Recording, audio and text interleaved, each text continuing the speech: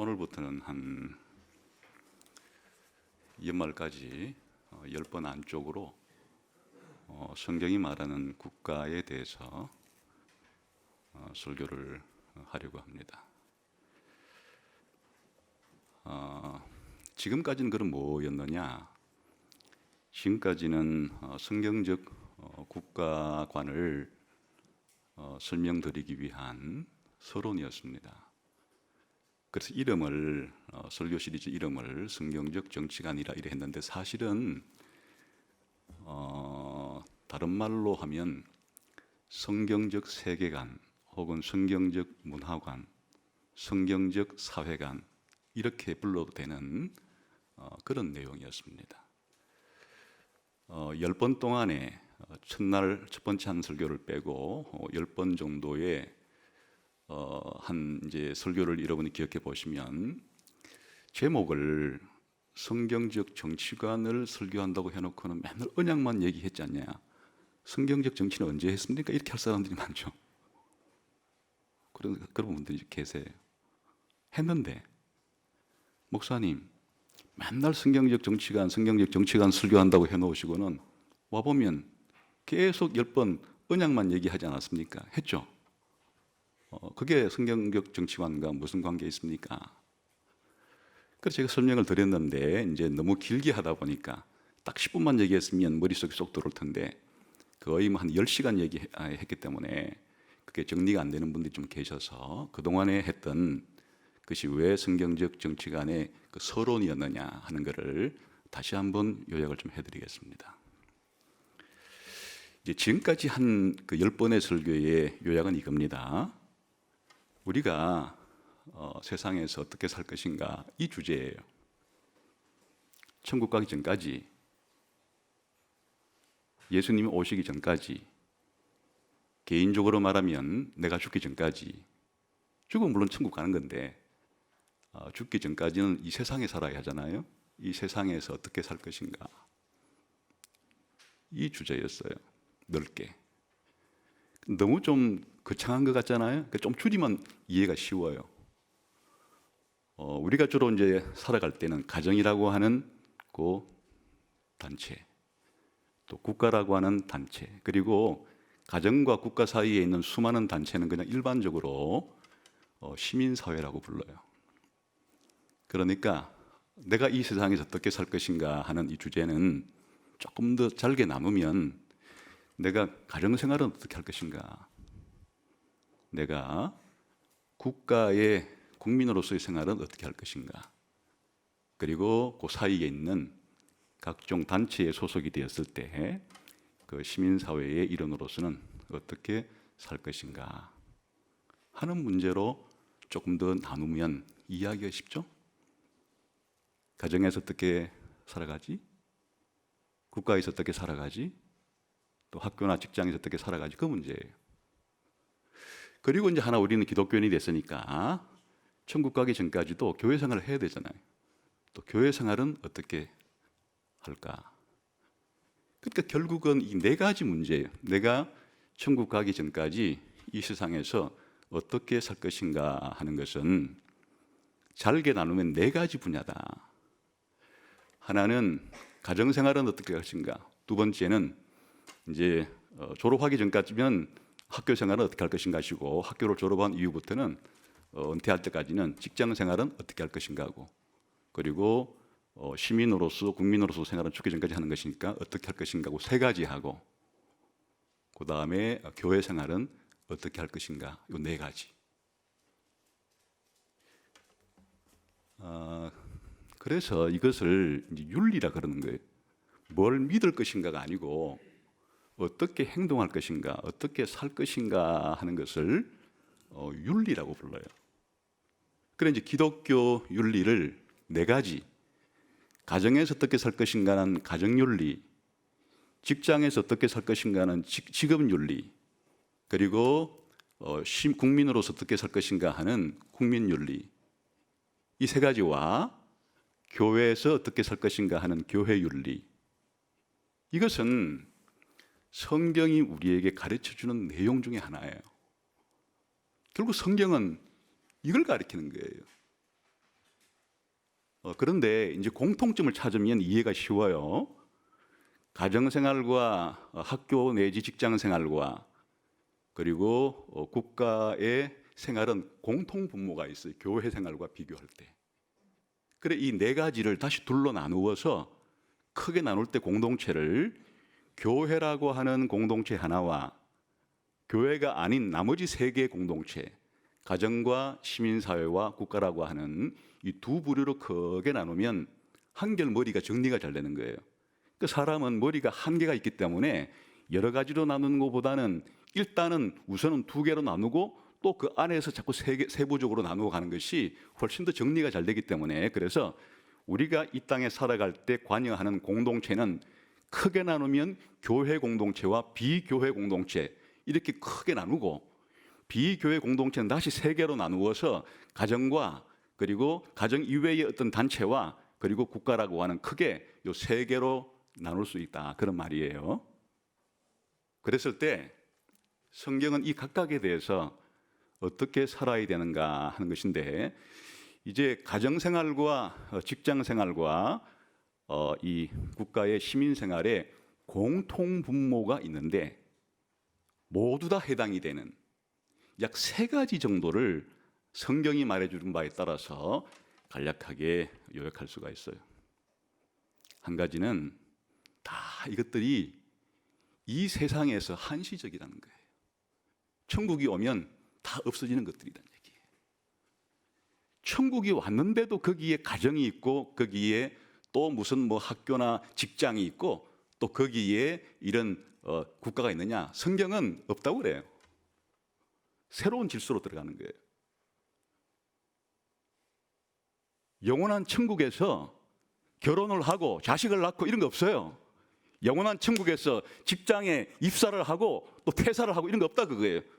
영원한 천국에서 투표를 해가지고 특정인을 특정 지역에 그런 통치자로 위임하는 그런 거 없다 그거예요. 다 가정생활과 직장생활과 국가의 이 생활은 예수님 재림하는 그날이 오기 전까지만 이 땅에서 벌어지는 일들이라고 말이야. 이게 공통점이에요. 이거를 아는 것과 모르는 것은 천지 차이예요. 예수를 안 믿는 분들은 이런 생각 자체가 머릿속에 들어가지를 않아요. 천국 개념이 없으니까. 천국 개념이 없으니까 그냥 가정도 영원한 줄 알고 뭐 직장도 영원한 줄 알고 국가도 영원한 줄 알지만은 성경을 읽고 예수님 믿고 나면 천국이 확실히 있다는 걸 알고 나면은 이제 예수님 오기 전까지 존재하는 것들이로구나, 이렇게 공통분모가 분명해야 하는 거예요. 한시적이고 일시적이고 잠정적이에요. 두 번째는 목적이 뭔가 하니까 이 세상에 있을 동안에 안 죽을 정도로 먹고 살고 다른 사람과 평화롭게 그냥 보존되는 데 있는 거예요. 가정이든 직장이든 국가든 다른 사람으로부터 목숨을 안 빼앗기고 자기 재산을 강탈당하지 않고 죽기 전까지 살아갈 수 있는 만큼 먹고 마실 수 있고 또 다른 사람과 최대한 공존하면서 평화롭게 그렇게 살다가 죽으면 다 끝나는 거예요. 그러니까 가정에 사는 일이건 직장에 사는 일이건 국가에 사는 일이건 천국과는 구원과는 아무런 관계가 없는 일이에요. 그냥 이 세상에 사는 데 필요한 일일 뿐이에요. 이 세상 살아가는데 먹고 살아야 되니까, 또 사회가 이어지려고 그러면 자손을 낳아서 길러줘야 되니까, 또 서로 안 싸워야 되니까, 그래서 가정도 필요하고 직장도 필요하고 국가도 필요하지만은 이 가정에서 하는 일이 머리털 하나도 우리가 구원받는데 가정에서 하는 일이란 없어요. 직장에서 하는 일이 눈곱만큼도 우리가 천국 가는데 보태주는 것이 없어요. 국가가 정부가 하는 일조차도 많은 일을 한다고 하지만은 우리 죄를 용서받고 영생 얻는데 하는 일은 하나도 없어요. 다 구원과는 관계없는 세속적인 일들이에요. 그게 공통점이에요. 이것을 아는 것은 엄청난 일이죠. 가정이 하는 일이 다른 것 같고 뭐 학교나 직장이 하는 일이 다른 것 같고 정부가 하는 일이 다른 것 같아도 한결같은 공통점은 다 구원과는 관계없이 이 세상에서 먹고 사는 데 관련된 일이구나 하는 깨달음을 얻는 순간에 뭐 덕도 한 거죠. 그 정도 깨달았으면. 세 번째는 가정이건 직장이건 국가든 그냥 아담의 후손이면, 노아의 후손이면 최소한 참여할 자격을 준다는 보편성인 거예요. 쉽게 말하면 특정 인간에게 당신은 피부 색깔이 이러니까 결혼하지 마셔. 당신은 특정 지역 출신이니까 이 직장에 들어오지 마셔.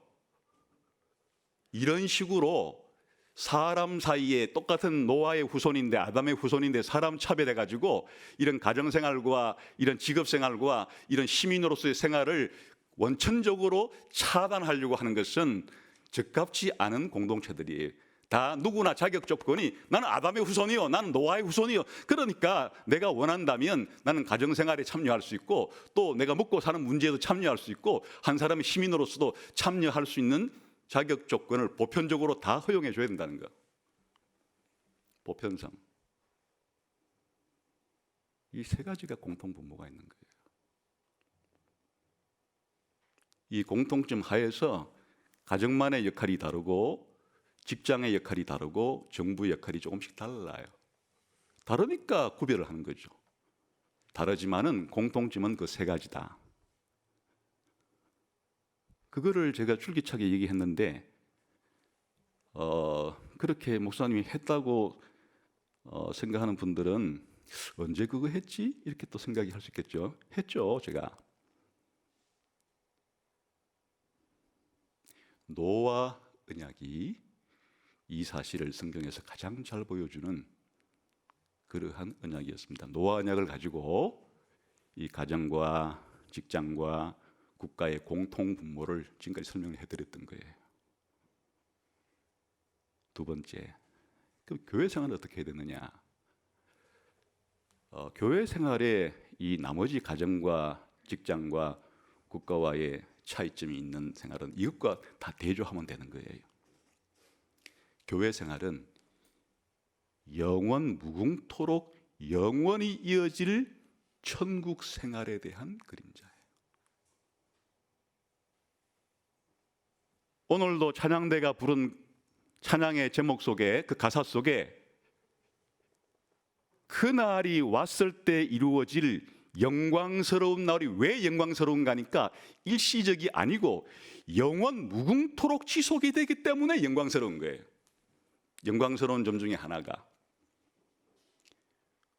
우리가 여기서 교인들로 살아가는데, 교회 생활을 하는데 이 교회 생활은 천국이 온다고 해서 끝나는 것이 아니고 이렇게 하나님 말씀을 듣고 하나님께 예배를 드리고 하나님께 충성을 드리고 하나님과 사랑하고 하는 이와 같은 교회 생활의 연장은 형식은 약간 바뀌지만은 영원 무궁하다는 데 특징이 있는 거예요. 교회는 영원에 잇대어 있는 공동체예요. 여러분의 앞뒤에 있는 사람들과의 관계는 영원히 지속되는 관계예요. 다른 가족과의 관계는 죽으면 끝나는 관계예요. 아무리 남편과 아내라도 부모와 자식이라도 죽는 순간에 법적으로 관계는 끝나는 거예요. 직장은 여러분이 퇴사하면 관계가 끝나는 거예요. 국가가 망해버리거나 아니면 내가 다른 나라로 이민 가버리거나 아니면 내가 죽어도 국민으로서의 관계는 끝나는 관계예요. 그러나 교회와의 관계, 예수님과 연합된 예수님의 몸으로서의 이 다른 성도와 함께 예수님의 한 몸을 구성하는 교회 신자와의 관계는 이게 여기서 죽는다고 끝날 문제가 아니라 그 말이죠. 영원히 천국에서 계속 봐야 될 관계예요. 영원성이 특징이에요, 교회 생활은. 오늘도 우리가 영원을 노래한 거예요. 영원에 잇대 있는 날이에요. 이 영원성, 일시성이 아니라 영원성이 교회 공동체의 본질이고 특징이에요. 두 번째, 교회에서 하는 일은 기본적으로 구원과 관련된 일이에요. 어떻게 구원을 받느냐? 성경을 배워야 어떻게 구원받는지를 알죠. 그래서 성경을 복음이라 부르는 것이에요. 성경에 뭐라고 말했는데 예수 믿으면 된다. 예수님 믿으면 죄 용서받고 예수님 믿으면 영생 얻어서 천국 간다. 그리고 그 천국 갈 백성들이 천국 가기 전에 여기 모여가지고 천국 갈 준비하면서 천국 맛보기 생활을 하는 것이다. 전부 다 교회 생활은 구원과 관련된 것이, 예배도 구원과 관련된 것이고, 성도의 교제도 구원과 관련된 것이고, 선교와 전도도 구원과, 교회가 하는 전체 일은 구원과 관련된 일이라는 게 특징이다. 구원성이 특징인 것이. 마지막 세 번째는 한정되어 있어요. 교회는 아무나 교회 회원이 될 수가 없어요. 예수 믿는다고 하는 확실한 신앙 고백을 한 사람만, 그리고 세례받은 사람에게만 회원권을 준다는 점에서 보편적인 단체는 아니에요. 아주 특수한 공동체예요.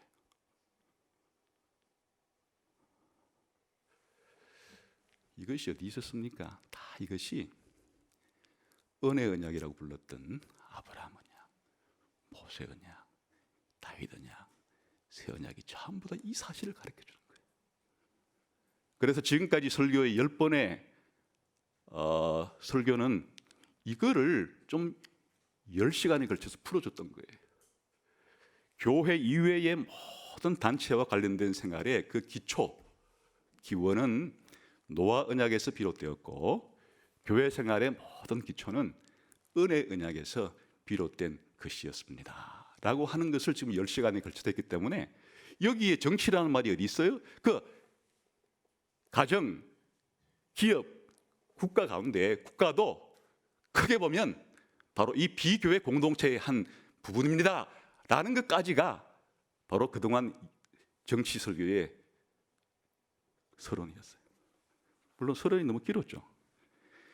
근데 이 서론을 알아야 국가만이 아니라 가정도 바라볼 수 있고, 직장도 바라볼 수 있고, 가정과 국가와 직장을 공통적으로 바라볼 수도 있고, 또 가정과 국가와 직장이 교회와 뭔지도 알 수가 있고, 또 교회의 특수성이 뭔지도 알아야 그 다음에 이제 더 구체적으로 가정에 대해서 생각을 하건, 직장에 대해 생각을 하건, 국가에 대해 생각을 하건 더 구체적으로 진입할 수가 있었기 때문에 이 10번의 서론적인 설교는 하여튼 성경 공부의 가장 기초 중의 기초를 여러분들에게 설명을 드렸던 것이, 지금까지 목사님이 도대체 10번 동안에 뭐 했나 잘 모르겠으면 제가 방금 이 설교를 한 거예요. 이제 이게 문서로 나눠드리지 않고 이렇게 육성으로만 전달하니까 여러분이 그냥 들으면서 머릿속으로 정리해야 될 문제라 이게 이제 정리가 잘 안 되어서 그렇지, 지금 10번의 요약은 다시 이거라는 것을 말씀을 드렸으니까, 이 10번의 설교만 제대로 이해하면 그게 바로 기독교 세계관과 국가 간의 성경이 말하는 최소의 기본 공통 분모를 알게 된 것이어서, 이 정도만 알아도 이를 아는 사람과 모르는 사람의 생활은 크게 차이가 날 수밖에 없는 그런 점이었습니다. 그래서 오늘부터는 이제 비교회 공동체 가운데서도 더 구체적으로 성경이 말하는 국가에 대한 내용을 말씀드리려고 하는 것입니다. 근데 또 뭐 다른 주제도 많으니까 시간을 그냥 연말까지만 하려고 해요. 그래, 올 연말까지만 하려고 하다 보니까 한 10번 안쪽으로 남은 기간이 2달밖에 안 남았기 때문에 그 정도로 해서 뭘 하려고 하느냐, 오늘부터 4번에 걸쳐서 국가의 본질적인 특성, 지금 정부의 본질적인 특성이 4가지가 있는데 이 성경이 하는 얘기예요. 다른 일반 국가론에서 하는 얘기가 아니에요. 성경이 말하는 이 국가의 특징을 말하자면 많은 것이 있지만 이건 필수다 하는 4가지. 국가는 정당한 단체예요. 국가의 정당성. 그리고 아까 다른 가정과 직장과 똑같이 국가는 일시적인 단체예요. 그리고 세 번째, 국가는 다른 가정과 직장은 그래도 그 회원이 소규모지만은 국가는 국토 내에 있는 모든 국민들을 대상으로 한다는 점에서 보편성이 있어요. 그 국가의 보편성. 그리고 국가라고 해서 뭐든지 해도 되는 것은 아니에요. 다 하나님께 책임을 져야 하고 하나님이 하라고 한 일만 해야 되는 거예요.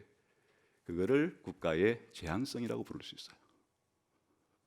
이 네 가지를 앞으로 오늘부터 해서 4주에 걸쳐서 국가의 정당성, 달리 합법성이랄 수도 있어요. 그다음 국가의 한시성, 다시 말하면 일시성이라고 말할 수도 있어요. 그리고 세 번째 국가의 보편성, 달리 말하면 국가의 공공성이라고 표현할 수도 있어요. 그리고 네 번째 국가의 제한성, 국가의 책임성이라고 표현할 수 있습니다. 이 네 가지를 말씀을 드리고, 이제 이것 알면 성경이 말하는 국가관의 가장 큰 기초를 대충 말씀드린 거예요. 성경이 말하는 국가 간의 범위는 정치학 교과서에 나오는 국민의 기본권이 자세하게 어떻게 되는지, 또 국가 내에 각종 그런 시민사회가 어떻게 단체를 조직해서 각각의 이권을 추구하는 그런 갈등 관계에 있는지, 또는 정부의 조직을 몇 개로 나누어서 각각의 정부가 나눈 그런 입법부, 행정부, 사법부 같은 조직들이 무슨 일을 해야 되는지 그런 것까지 세세히 말하지를 않아요.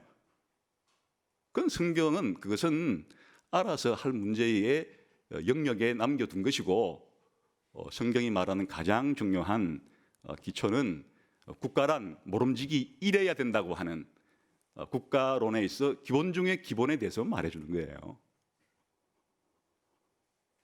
그러나 이제 이 정부가 구성되기 위해서는 법과 정부의 관계를 모르면 정부를 도무지 이해할 수가 없어요. 그 법에 대한 이해는 필수적이에요. 또 법이라는 것 자체는 정의를 기초로 해요. 정의가 구현되는 게 법이에요. 그 정의를 모르면 법이 뭔지를 알 수가 없어요. 그래서 최소한 국가를 이해하려고 하면 이 정부와 정의와의 관계, 이 국가와 정의와의 관계, 국가의 법과의 관계, 그리고 국가의 정부가 하는 역할이 어느 정도까지여야 되는 이런 문제, 그리고 또 이 국가와 정부가 잘할 때도 있지만 못할 때도 있기 때문에 이럴 때는 어디까지 저항할 수 있는가, 저항권의 문제, 이런 것들은 최소한 성경이 가르쳐주는 범위 내에 들어오는 것들이에요. 그런 것들을 앞으로 올해 말까지 성경적 국가관이라는 그 제목 속에서 말씀을 드리면, 아마도 이제는 이런 성경적 국가관을 잘 알고 나면 나라를 볼 때 옛날에 있던 나라건 지금 있는 나라건, 이 나라가 좋은 나라겠구나, 또 나쁜 나라겠구나, 아니면 좋은 점이 몇 프로, 나쁜 점이 한 몇 프로 이렇게 좀 섞여 있는 그런 감각이 생길 거예요. 혹은 한 국가의 정권이 자꾸 바뀌는데 그 대한민국에 적용을 하면 대한민국의 정권 자체가 역대 정권들이 정치를 잘했는지 못했는지, 정부 노릇을 잘했는지 못했는지에 대한 감각도, 정답은 아니지만은 감각이 생길 거예요. 그리고 지금 정치인이라고 국가를 위해서 일한다고 하는 공직에 출마하는 이런 사람들에 대한 분별력도 생기게 될 것이에요. 그것은 이제 적용의 문제가 되는 것이에요. 그런 적용을 잘할 수 있는 기독교인으로서의 기본적인 국가관을 설교하는 것이 이 국가관 설교의 목표예요. 그래서 앞으로 그렇게 이제 남은 기간 동안에 성경적 국가관 설교가 진행될 거다. 그래서 원래는 성경적 정치관 속에 이거를 집어넣으려고 하다가 그러면 제목이 너무 길어져서 그냥 지난번까지는 한 달락으로 그렇게 빼고, 이제 오늘부터 본론에 해당되는 성경적 국가관에 대한 설교를 그렇게 하려고 한다. 그러면 이제 앞으로 어떻게 진행되시는지는 대충 감을 잡으시리라 생각합니다. 자, 그럼 이제 시작하겠습니다. 오늘은 주제가 너무나 단순합니다. 이 국가 혹은 정부라고 하는 이 조직체가 정당한가 안 정당한가에 있어서 성경은 정당하다고 말한다. 이 주제예요. 이거를 여러 가지 성경적인 내용들로 증거를 들어드리는 것이 오늘 설교의 핵심입니다. 그런데 이게 왜 필요한가 하는 거예요. 왜 이런 문제가 필요한가?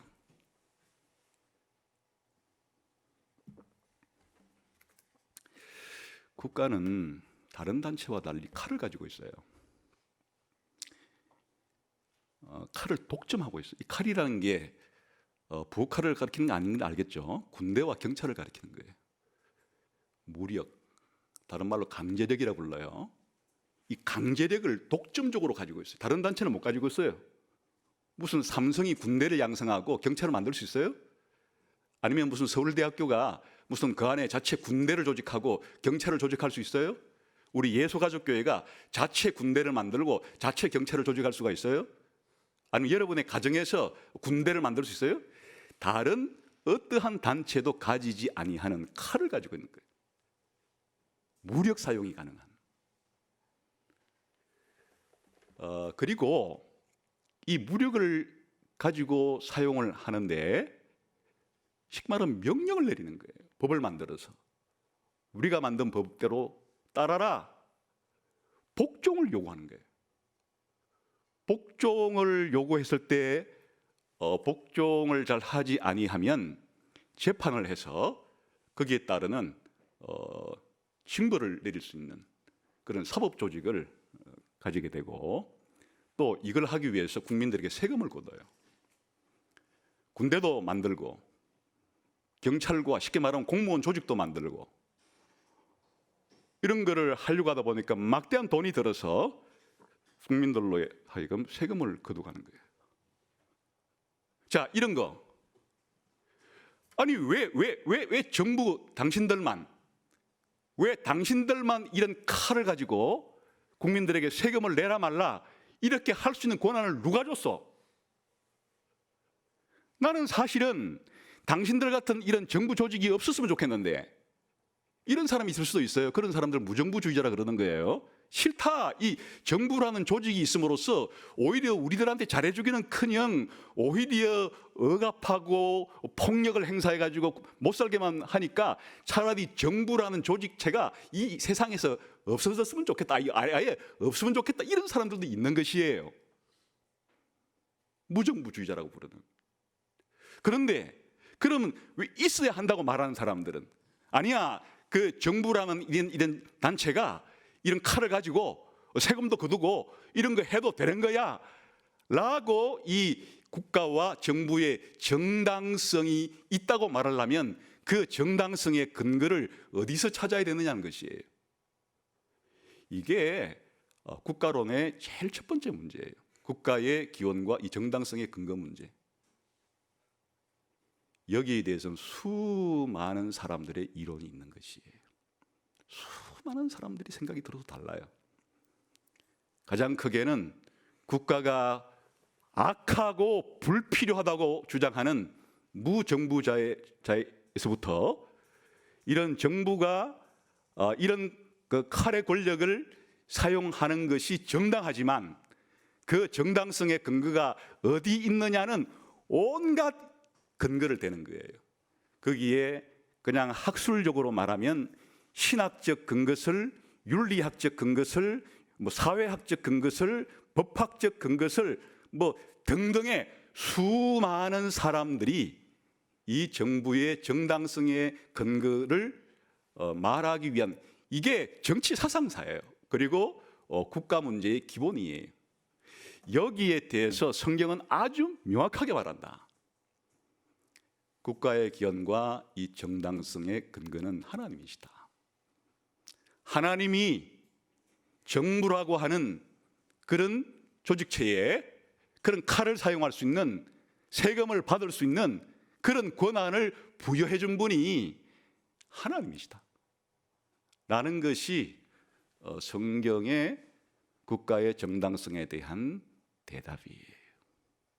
혼란스러운, 왜 국가가 정당한 조직체지 왜 있어야 되지?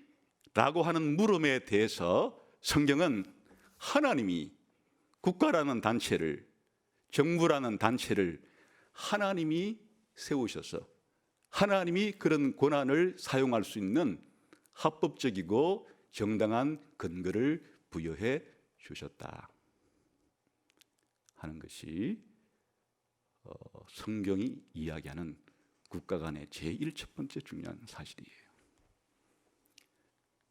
그래서 국가는 합법적으로 세금을 거둘 수가 있어요.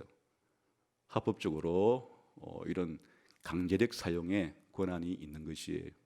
물론 이제 앞으로 이런 권한만 있는 게 아니고 뭘 해야 하느냐. 아주 일반적인 대답은 권성징악이에요. 보편적인 정의의 실현을 위해서라고 하는, 쉽게 말하면 국가의 권리와 의무에 대한 이 보장을 하나님이 해주셨다. 그래 여러분들이 이제 정치학 책을 읽거나 또 국가에 대한 책을 읽거나 다른 사람이 한 강의를 들을 때 다른 사람이 무슨 소리를 하더라도 이런저런 주장이 있지만 성경은 이런 국가라는 정부라는 이 조직체의 정당성과 합법성을 하나님이 주었다고 말한다 하는 생각을 가지는 것이 성경적 국가 간의 가장 중요한 기초다 하는 것이에요. 이거를 오늘 이제 남은 시간 동안에는 다양한 성경의 근거를 제시하려고 하는 것이에요. 세 가지로 제시하려고 하는데, 첫 번째는 아주 명백하게 직접적으로 그냥 말로 하나님이 이런 국가와 정부의 권한을 주셨다. 직접 말로써 그렇게 한 구절들을 가지고 근거를 제시해 드릴 거예요. 두 번째는 말로 직접 하진 않았는데 간접적으로 성도들이 기존의 국가의 정부의 그런 권위에 대해서 다 인정하며 살아가는 그런 행동들을 통해서 간접적으로 하나님이 이런 국가의 정당성을 주셨다는 것을 받아들이는 태도를 통해서 증거를 해드릴 것이고, 세 번째는 성도들이 국가의 공직에 참여를 해요. 그 자체가 하나님이 정당성을 인정해 준 단체이기 때문에 성도들은 국가에 얼마든지 공무원이 될 수가 있는 것이에요. 세 가지 각도에서 전체적인 핵심은 이런 정부라는 조직의 정당성, 쉽게 말하면 칼을 사용할 수 있는, 세금 받을 수 있는 이런 정당성을 하나님이 보장해 주신다는 것과 상당히 많은 양으로 성경은 그 이야기를 한다. 이것이 핵심이 되겠습니다. 자, 그러면 명백하게 성경이 말로써 직접적으로 그랬다 하는 구절부터 시작해서 남은 시간 동안에 찾아보도록 하죠. 다시 로마서 13장을 펴보겠습니다.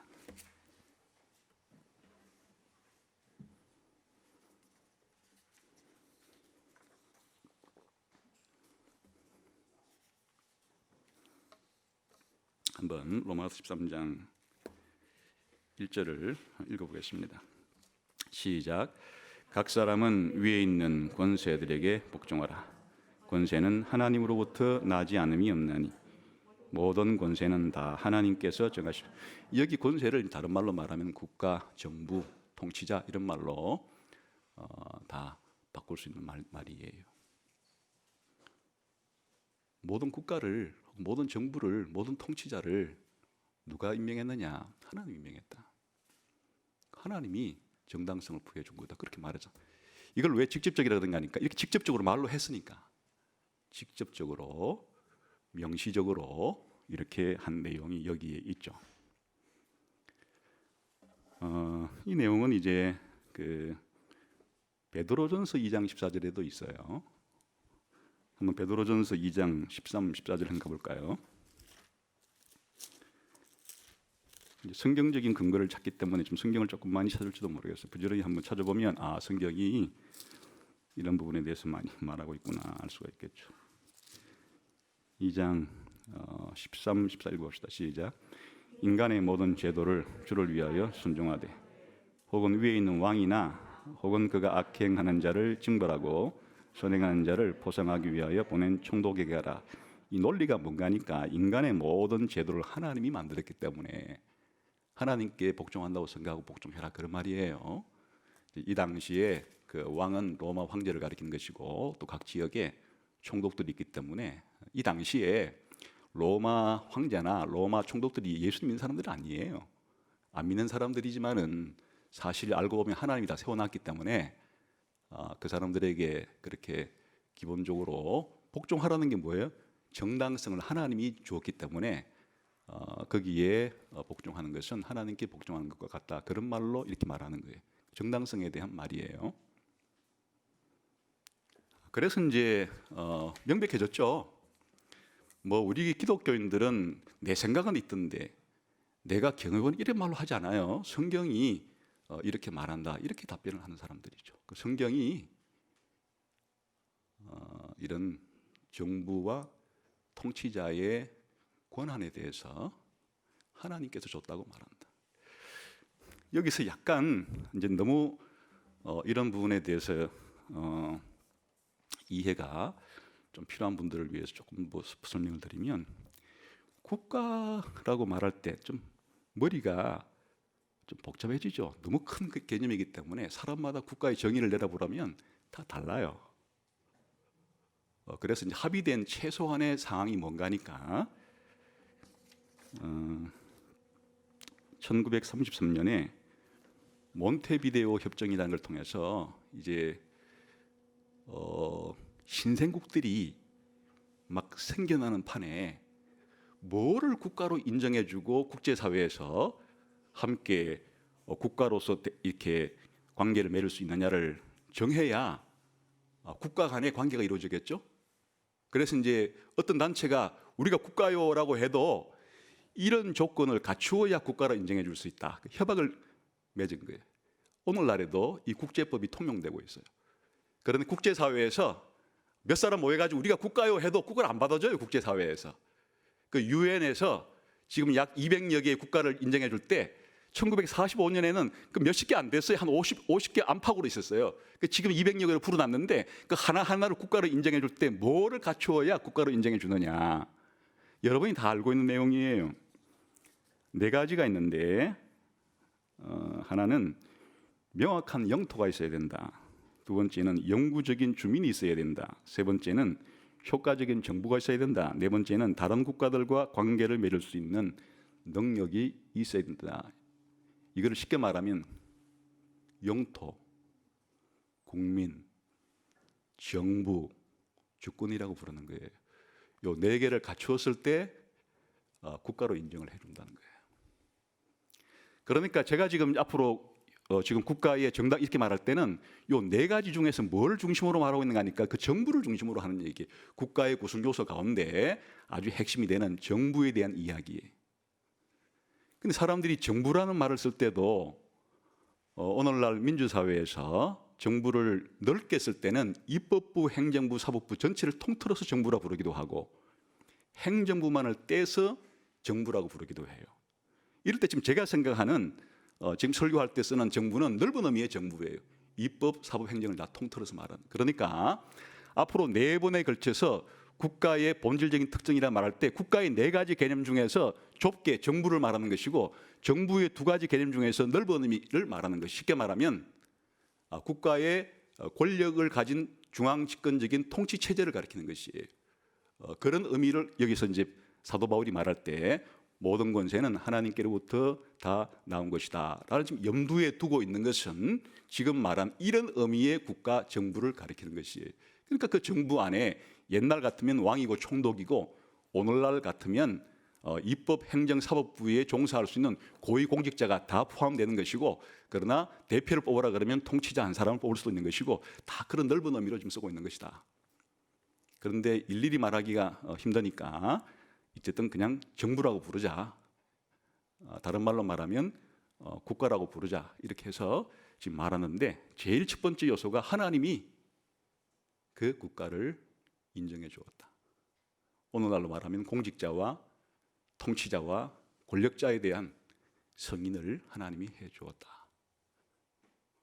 라는 의미죠. 자, 그랬을 때 이렇게 명시적으로 말을 했는데 그럼 여기서 이제 지금 당연히 유추되는 게 뭔가니까 하나님이 정당성을 인정해 줬기 때문에 뭐 해야 된다는 결론이 나오게 되는 거예요?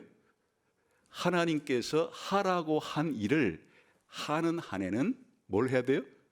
복종을 해야 되는 거예요. 그리고 하나님이 하라고 하는 일을 하는 한에서는 세금을 낼 의무가 있는 것이에요. 왜 여기에 하나님이 하라고 하는 단서를 붙였는가 하니까 하나님이 임명해 줄 때 지금 말하는 악을 징벌하고 선을 권장하라고 하나님이 임명했는데 이런 일을 잘하는 정부도 있지만은 역사상에는 정반대로 나가는 정부들이 있어요. 거꾸로 악은 칭찬하고 선은 억압하는, 아니 정부 자체가 그냥 악을 조장하는 이런 정부들도 무수히 많기 때문에 그런 것까지 무조건 세금 내고 정부에 복종하라고 하느냐? 그건 당연히 여기서 아닌 거죠. 그러나 그것은 이 속에 포함된 말이니까 일단은 하나님이 임명한 그 권한의 범위 내에서 정당하게 칼을 사용할 때는 기본적으로 순종을 해라, 세금을 내라, 이렇게 성경은 말해주고 있다는 거예요. 한마디로 말하면 무정부는 아니란 얘기예요. 우리 기독교는 무정부주의자들이 아니란 얘기예요. 아무리 여러분이 생각하는 정부에 대해서 못마땅한 게 있어도 그 무정부주의자로까지 나가면 안 되는 거예요. 하나님이 이 국가라는 조직체, 정부라는 조직체에 대해서는 합법성을 기본적으로는 인정해 준 그런 단체다. 그러니까 그 단체가 하나님이 허용한 범위 내에서의 직무를 수행할 때는 기본적으로 순종해야 하고 세금을 내야 한다. 이제 이런 내용들이 성경에 많죠.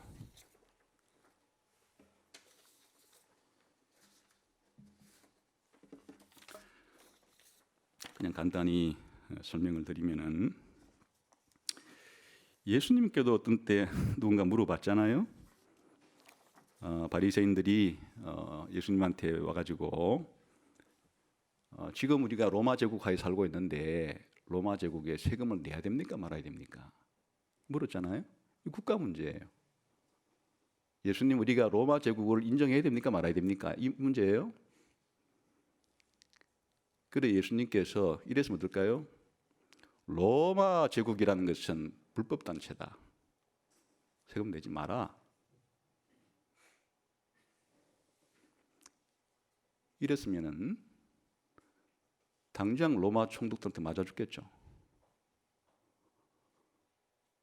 세금을 내라 이러면 또 유대 민족주의라는 사람들이 이 민족운동을 전개한답시고 로마 정부에 대해서 탐탁치 않게 여기고 있던 차에 세금을 내라 이러면은 또 유대인들로부터 큰 미움을 받을 가능성이 있는 아주 이런 올무에 빠뜨리려고 질문을 던졌을 때 예수님의 답변이 지금까지 우리가 알고 있는 상식적인 답변이에요.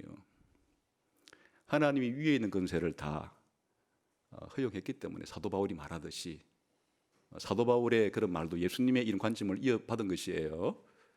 가이사에게 세금 낼 거는 내라. 사도 바울이 그랬죠. 세금 하나님이 세웠기 때문에 내라. 예수님의 생각이나 바울의 생각이나 같은 거예요. 하나님께는 하나님께 바쳐라.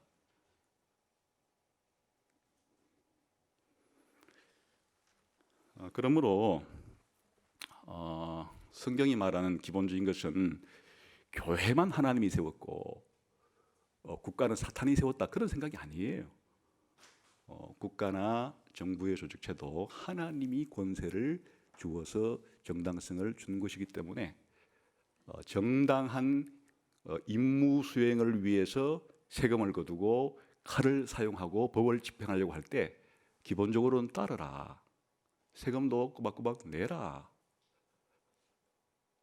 심지어는 기도도 해라. 잘 되도록. 왜 기도할 필요가 있는가 하니까 어긋난 길로 갈 수 있는 가능성이 너무 많기 때문에 그런 거예요. 이 정부가 권력을 딱 주고 나면은 그 권력을 좋은 쪽으로 사용하기보다는 잘못된 쪽으로 사용하는 수도 많기 때문에 그렇게 되면 국민들이 그냥 덜덜 먹기죠. 못 살 것이니까 고요하고 평안한 국가 생활을 위해서 그 정부의 공직자들이 잘할 수 있도록 기도를 해라. 기도까지 하라 그랬어요. 한번 볼까요?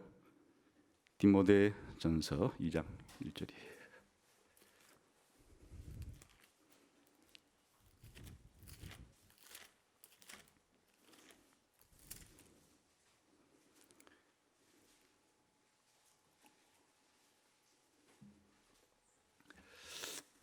읽어봅시다. 시작.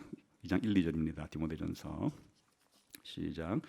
그러므로 내가 첫째로 권하노니 모든 사람을 위하여 간구와 기도와 도구와 감사를 하되 임금들과 높은 주위에 있는 모든 사람을 위하여 하라. 이는 우리가 모든 경건과 단정함으로 고요하고 평안한 생활을 하려 합니다.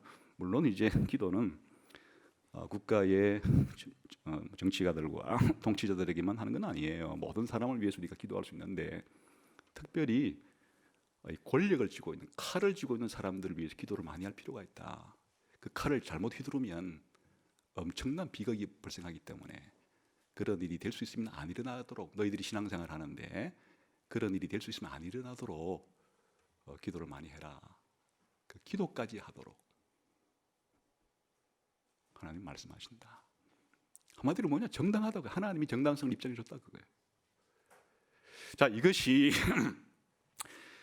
신약 성경에 나오는 아주 분명한 몇 구절 가운데 하나인데 이게 신약 성경만 이렇게 말하느냐? 그렇지 않아요. 구약 성경 때부터 하나님은 아주 명시적으로 명백하게 말로 이스라엘 국가가 아닌 이방 국가에 대해서 하나님께서 이런 똑같은 그 권세를 하나님이 주었다. 그러니까 필요할 때까지 순종을 해라. 이런 얘기를 구약 성경도 하고 있는 거예요. 그 중에 하나가 예레미야서 27장과 29장 한번 봅시다. 예레미야서 27장 한번 보겠습니다.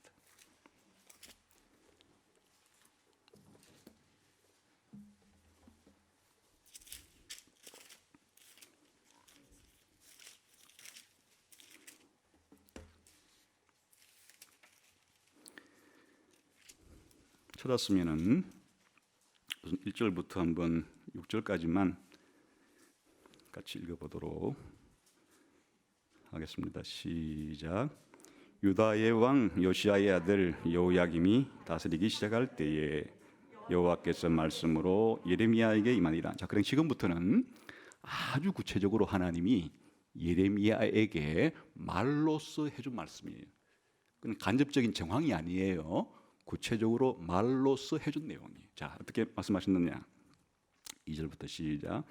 여호와께서 이와 같이 내게 말씀하시되 너는 줄과 멍에를 만들어 내 목에 걸고 유다의 왕 시드기야를 보러 예루살렘에 온 사신들의 손에도 그것을 주어 에돔 왕과 모압의 왕과 암몬 자손의 왕과 두로의 왕과 시돈의 왕에게 보내며 그들에게 명령하여 그들의 주에게 말하게 하기를 만군의 여호와 이스라엘의 하나님께서 이와 같이 말씀하시되 너희는 너희의 주에게 같이 전하라. 나는 내 큰 능력과 나의 쳐든 팔로 땅과 지상에 있는 사람과 짐승들을 만들고 내가 보기에 옳은 사람에게 그것을 주었노라. 이제 내가 이 모든 땅을 내 종 바벨론의 왕 느부갓네살의 손에 주고 또 들짐승을 그에게 주어서 섬기게. 자, 이게 무슨 말인지 이해가 되시죠? 지금 하나님께서 예레미야에게 이스라엘 왕이 아니에요. 이스라엘 왕은 그냥 교회라고 할 수도 있다 그랬잖아요. 이스라엘 왕이 아니고 이스라엘 왕이 아닌 주변 나라들 왕에게 가서 말을 전해주라는 거예요. 그 예레미야가 전했어요. 어떻게 전했는가 하니까 에돔 왕, 모압 왕, 암몬 자손 왕, 두로 왕, 시돈 왕 전부 이스라엘 주변에 있는 나라들이죠. 아예 못 알아들을까 봐 시청각 교육까지 시켜줬어요. 멍에를 목에다가 메고 줄에 예레미야 자신이 그렇게 메고서 왕들에게 뭐라고 말하는가 하니까 여러분들이 전부 다 하나님이 지금까지는 그 에돔을 다스리는 또 시도 다스리는 그 길을 여러분 왕들에게 고난을 주었는데 여러분의 고난 몽땅을 하나님이 어디로 옮기기로 했는가 하니까 저 바벨론 왕 느부갓네살에게 다 주기로 했으니까 가서 다 복종하셔. 이렇게 하라 그런 거예요. 명백하게 저 느부갓네살이라고 하는 왕이 바벨론 왕이 된 것이 사탄이 주었다거나 또 느부갓네살이 잘나가지고 그래 바벨론 왕이 됐다고 말하지 않고 하나님께서 내 종 바벨론 왕에게 이 고난을 주었기 때문에 지금까지는 너희들이 조그마한 땅덩어리 다스리는 고난도 내가 주었다마는 아예 너희들도 또 가서 전부 다 바벨론 왕에게 복종하라고 해라. 이 말 가운데 비록 이스라엘이 아닌 이방 나라였지만 그 나라의 왕, 오늘날로 말하면 정부죠. 그 정부에 대한 고난을 하나님이 주었다. 명시적으로 말을 하고 있다 이 말이죠. 그래서 가서 복종해라 그 말이에요. 이스라엘의 국가에 대한 얘기 아니에요 지금. 그렇죠? 그러니까 구약 성경에도 이스라엘이라는 나라 이외에도 모든 나라에 그 당시는 이제 왕국이니까 왕들을 세울 때 형식이야. 자기 아버지가 왕이니까 물려받을 수도 있어요. 형식이야. 그러나 그 하나님이 세웠다. 그러니까 느부갓네살에게 가서 복종하는 것은 나한테 복종하는 것과 같은 것이므로 복종 안 하다가 죽지 마라 이 말이에요. 복종 안 하다가 너희 다 죽는다. 가서 복종해라. 명시적인 언어로서 그렇게 말씀하신 근거가 있죠. 7절부터 27절까지는 그 얘기는 너무 기니까 넘어가고 29장으로 가보겠습니다.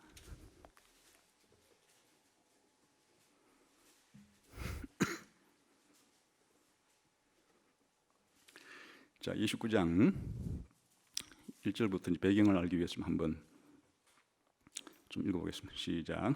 선지자 예레미야가 예루살렘에서 이 같은 편지를 느부갓네살이 예루살렘에서 바벨론으로 끌고 간 포로 중 남아있는 장로들, 제사장들과 선지자들과 모든 백성에게 보냈는데 그때는 여고니아 왕과 왕후와 궁중 내시들과 유다와 예루살렘의 고관들과 기남공과 토공돌이 예루살렘에서 떠난 유다의 왕 시드기야가 바벨론으로 보내어 바벨론의 왕 느부갓네살에게로 가게 한 사반의 아들 엘리사와 힐기야의 아들 그마랴 편으로 말하되 만군의 여호와 이스라엘의 하나님께서 예루살렘에서 바벨론으로 사로잡혀 가게 한 모든 포로에게 이와 같이 말씀하신.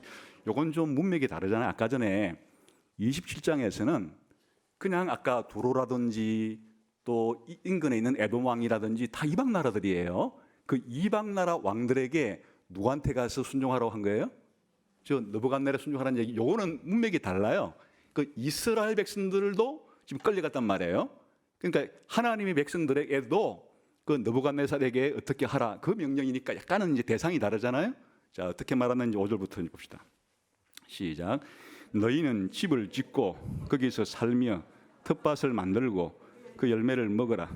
아내를 맞이하여 자녀를 낳으며 너희 아들이 아내를 맞이하여 너희의 딸이 남편을 맞아 그들로 자녀를 낳게 하여 너희가 거기에서 번성하고 줄어들지 아니하게 하라. 그러니까 이스라엘 사람들에게 이렇게 말하지 않죠.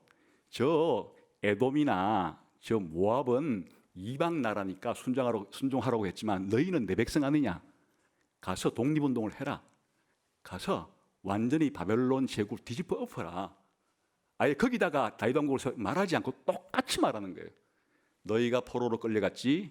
비록 내 백성이지만은 그 바벨론 왕도 내가 임명한 왕이야. 바벨론 제국도 내가 허용한 나라야. 그러니까 거기 가서 결혼도 하고 자식도 낳고 땅도 사면서 거기 살아라. 거기서 정당성을 인정했으니까 하나님이 그렇게 말씀하신 거죠. 그 다음 7절이 더 중요해요. 시작. 너희는 내가 사로잡혀 가게 한 그 성읍의 평안을 구하고 그를 위하여 여호와께 기도하라. 이는 그 성읍이 평안함으로 너희도 평안하. 똑같은 얘기를 하잖아요. 아까 그 디모데후서 아까 그 다른 사람을 위해 기도하되 특별히 높은 지위에 있는 사람들을 위해서 기도하라. 이유가 뭐냐? 너희가 평안하게 살기 위해서 기도하라. 똑같은 얘기가 그 얘기가 사실 어디서 나왔느냐? 다 이런 데서 나온 거예요. 바벨론으로 가서 살 뿐 아니라 바벨론이 잘 되기를 위해서 기도해라. 바벨론이 잘 돼야 너희가 거기서 평안하게 살지. 바벨론에 그냥 뭐 내란이 붙고 바벨론이 또 다른 나라에게 또 침략을 당하고 하면 너희들도 괴로운 것이니까 그 바벨론 나라가 잘 되기를 위해서 너희가 그 있는 동안에는 물론 내가 때가 되면 빼주겠지만은 그 빼주기 전까지는 그 안에서 그렇게 바벨론이 잘 되기를 위해서 기도까지 해라.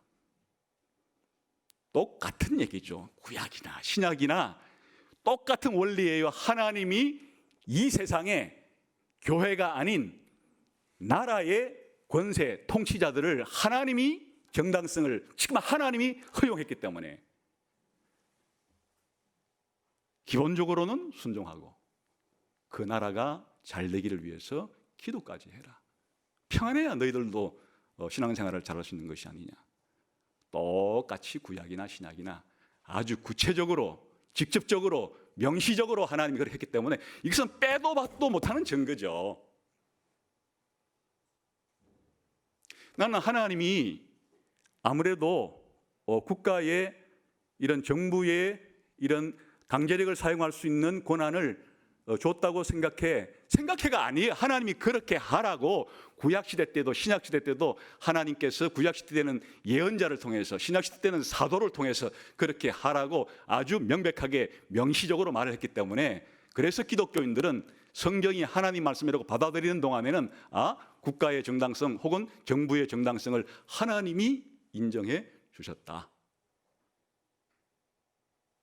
그러므로 기본적인 선에서는 순종하고 세금을 바치고 하는 일을 하면서 국가가 잘 되기를 위해서 정부가 잘 되기를 위해서 그렇게 기도하는 것이 하나님의 백성들에게도 해당 사항이 있는 이야기다.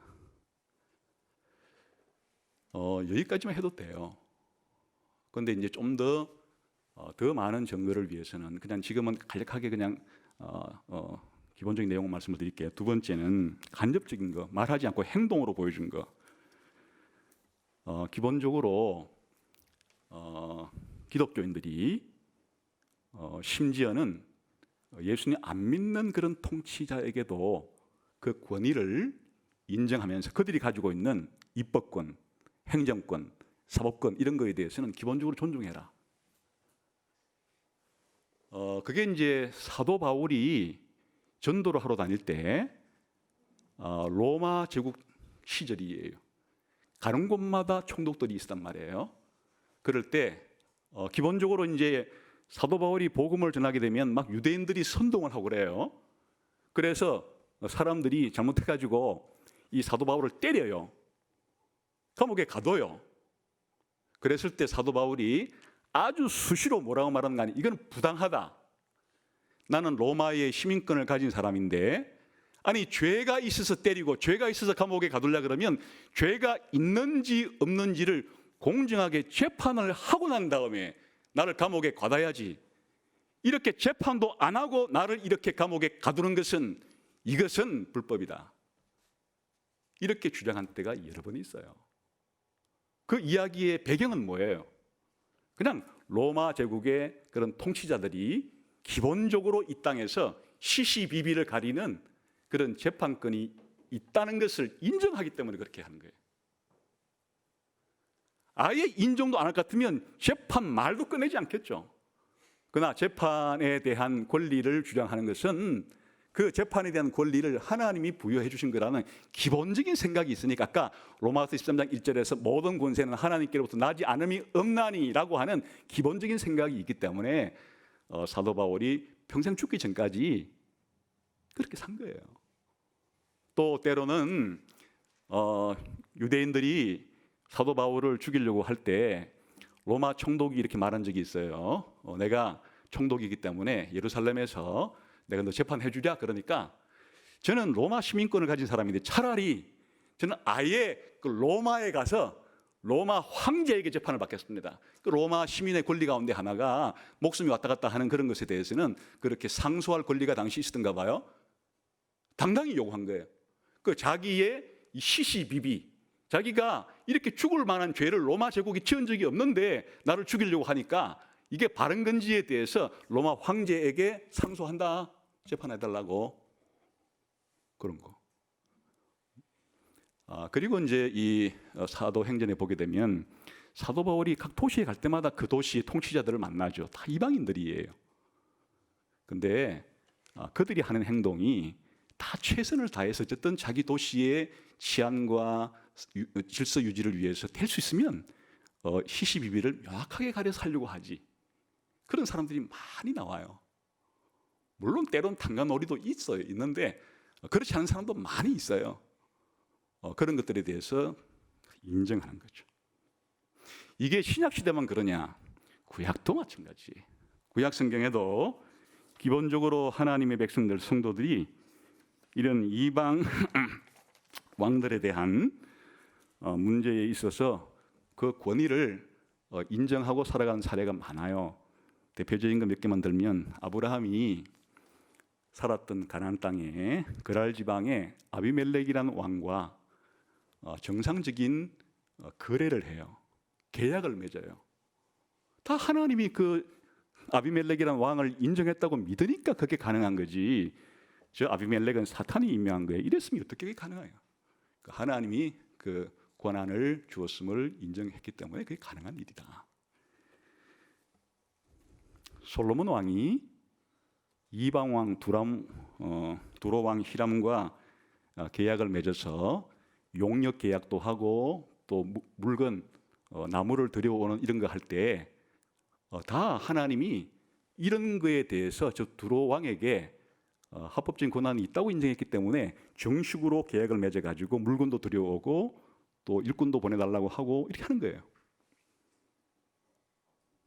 쉽게 말하면 교회의 직분자들만 하나님이 임명한 사람들이 아니라 일반 국가의 공직에 대해서도 기본적으로는 성경은 하나님이 필요해서 임명한 사람들이라고 말하기 때문에 그들의 기본적인 그런 권한에 대해서도 인정하는 일이 필요하다 이렇게 가르친다 성경은. 마지막으로 기독교인들 얼마든지 국가의 통치자가 될 수 있어요. 공직자가 될 수 있어요. 심지어 지금 우리나라 대한민국의 공무원 수가 100만 명이 넘어요. 다 국민들의 세금으로 먹고 사는 사람들, 국민들이 먹여 살리는 사람들이 100만 명이 넘어요. 공무원들. 이런 사람들에 대해서 우리는 기독교인이니까 절대로 나는 공직에 나가지 않을 거야. 나는 정치가가 안 될 거야. 나는 통치 그럴 필요가 없어요. 국가 자체를 하나님이 인정한 단체이기 때문에 얼마든지 기독교인이 대통령도 될 수가 있고 국회의원도 될 수가 있고 지방자치단체장이 될 수도 있고 다 될 수가 있는 거예요.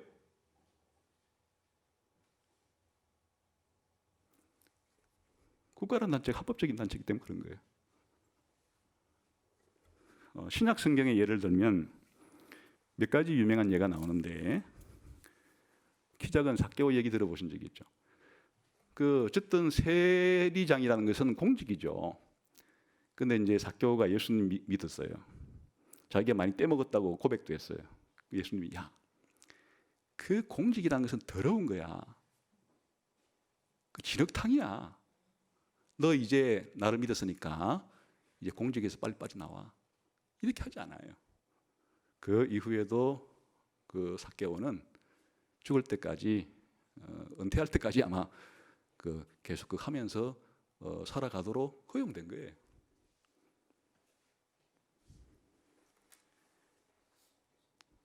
이탈리아 부대의 백부장 고넬료기 아시죠? 로마인 백부장이 예수님 믿었어요. 그 베드로가 그 로마 제국 그 포악한 제국의 그 백부장 그 하수인 노릇을 하고 있다니. 지금까지는 예수님 몰랐으니까 그럴 수 있었는데 이제 당신이 예수님 알게 됐으니까 당장 백부장 때리치고 나오시오. 그래도 하나님 당신 목이 살릴 거요. 이렇게 하지 않아요. 그 고넬료는 예수님 믿고 난 이후에도 백부장으로서의 노릇을 충실하게 하도록 그것은 허용이 되었기 때문에 그 문제에 대해서 아무런 시시비비를 가리지 않아요. 해도 된다는 얘기. 이런 예들이 많죠. 구약에는 더 많죠. 요셉의 이야기. 아예 당대 세계 최강대국이었던 이집트에 2인자까지 올라갔어요. 1인지하 만인지상에 다 이방 나라죠. 그 바로와 그 애굽 사람들이 전부 다 미신 섬기던 사람들이에요. 근데 그 나라 자체를 아무리 그 하나님을 안 믿는 나라로 해도 그 사탄이 세운 게 아니니까 이런 국가와 왕들을 하나님이 임명한 것이니까 거기에 공직에 참여하지 않을 이유는 하나도 없는 거예요. 그래 오히려 하나님의 역사를 통해서 이 요셉이가 애굽의 국무총리가 돼요. 그 뒤에 얘기도 정말 찬란한 역사가 있죠. 바벨론으로 끌려간 이후에 다니엘과 세 친구들의 얘기, 너무너무 유명한 얘기들이죠. 그 바벨론은 큰 나라라 가지고 여러 지방에 있던 사람들과 섞여서 공부할 때부터 여러 지방에서 온 사람들과 함께 공부를 하는 거예요. 또 학교를 마친 다음에 성적이 좋았던가 봐요. 우수한 성적으로 가서 다 4명이 전부 다 바벨론이라는 그 나라의 고위 공직자로 다 됐어요. 심지어는 말해요, 그 바벨론이 페르시아에게 망했어요. 충신은 뭐 한 임금만 섬겨야 된다 이렇게 하지 않고, 다니엘은 무슨 배알도 없나 또 페르시아에 가가지고 또 페르시아 2인자가 돼요. 바벨론도 하나님이 세웠듯이 페르시아도 하나님이 세운 나라인데, 그 바벨론만 그 하나님이 세우고 그 페르시아는 사탄이 세운 거면은 가면 안 되겠지만은, 바벨론이건 페르시아건 페르시아가 바벨론을 무찌르건 다 이 나라의 정권에 대해서 하나님이 허용했다는 생각이 기본적으로 있기 때문에, 바벨론의 충신이었던 다니엘이 대를 이어, 이건 대도 아니죠, 나라가 바뀌었는데 페르시아에 가서도 그렇게 충성스러운 공직자로서의 삶을 살잖아요. 하나님이 인정한 단체이기 때문에 그래도 된다는 뜻이에요. 느헤미야가 누구예요? 페르시아의 기본적인 술 맡은 관은, 요즘 말로 상당히 고위 공직자였어요. 그 사람이 이스라엘에 와가지고 이스라엘 성벽도 세우고 하지만은 또 마치고 또 돌아갔어요. 페르시아에 가가지고 죽을 때까지 페르시아에서 남은 생애를 보냈는지 모르죠. 너무나 유명한 에스더와 모르드게 얘기, 아예 여성이 그 나라의 왕비까지 됐어요. 모르드게는 국무총리가 되고. 그러니까 이 얘기가 뭐냐, 기독교인들도 얼마든지 그냥 개인 기업이나 이런 것에서만 봉사하지 않고 얼마든지 공무원이 될 수가 있고, 그렇게 하는 것이 아무런 문제가 없다. 왜 그러냐?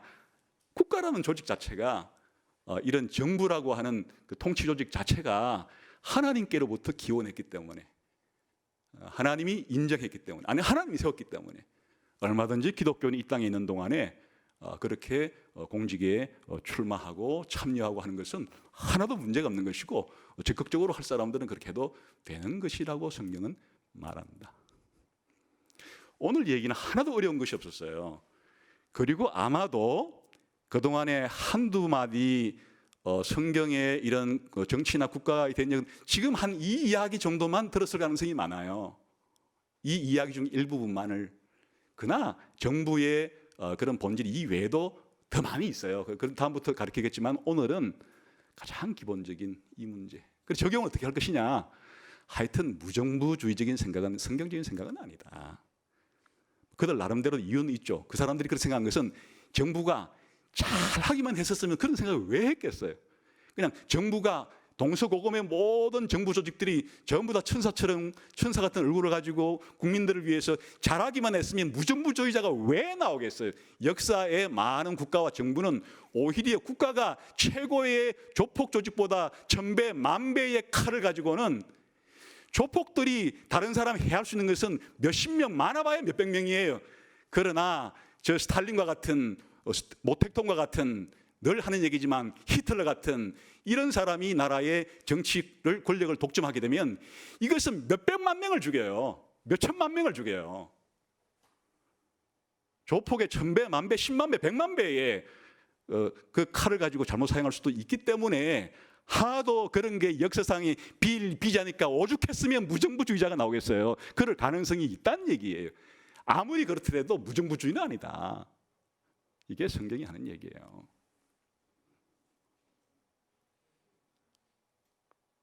무정부주의 같은 생각을 가질 싹을 잘라버려요, 여러분 마음속에서. 그건 아니에요.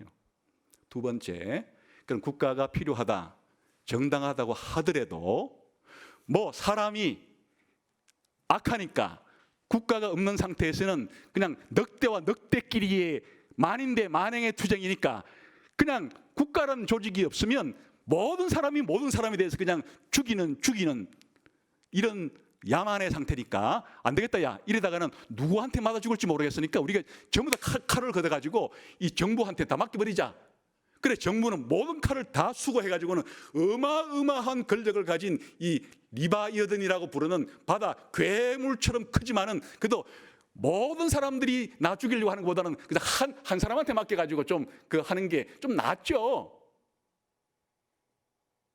이렇게 해도 국가의 정당성을 말할 수 있으나 그것은 한참 잘못된 생각이다. 뭐 잘못되었다기보다는 그런 생각할 수는 있는데 설령 그렇다 할지라도 그 뿌리에 그런 정부의 정당성을 인정하는 것은 하나님이 하신 것이다.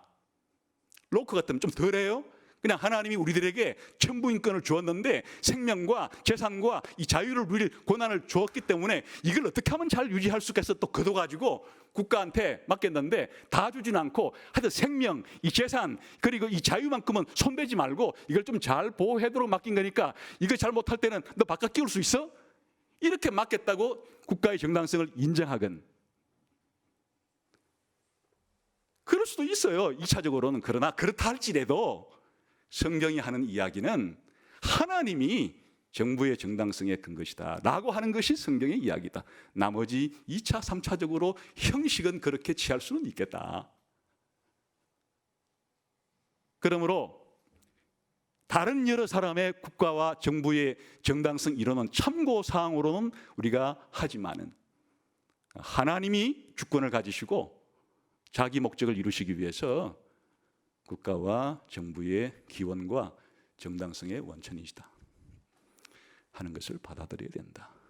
그리고 오늘 설교 주제는 아니기 때문에 그러나 그 무조건 국가가 악법을 만들어도 국민들을 사륙해도 그런 무조건 복종하는 그건 아니지. 당연히 나중에 그 문제에 대해서는 왜 아닌가에 대해서는 다른 시간에 그 문제를 설교할 것이지만 그러므로 복종하라고 하는 그 전제는 무엇인가 하니까 하나님이 맡겼기 때문에 권선징악을 시행하라고 칼을 맡겼는데 권선징악을 시행하는 게 아니라 오히려 악을 권하고 선을 억압하면 당연히 복종할 것도 사라지는 거죠. 그러나 이제 그 문제는 다음 기회에 설명을 하도록 하겠습니다. 오늘은 국가의 기원과 정당성의 근거는 하나님이시다. 하나님이 국가에게 칼을 사용할 수 있는 세금 거둘 수 있는 권한을 주셨다. 물론 목적은 좋은 데 쓰라고 하신 것이다. 이 생각을 아주 깊이 간직하고 있어야 세상에서 벌어지는 일에 대해서 우리가 중심을 잘 잡을 수가 있겠습니다. 기도하겠습니다.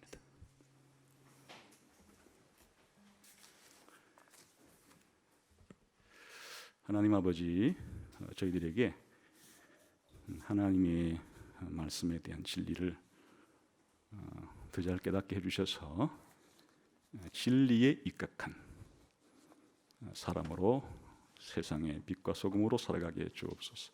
예수님 이름으로 기도하옵나이다. 아멘.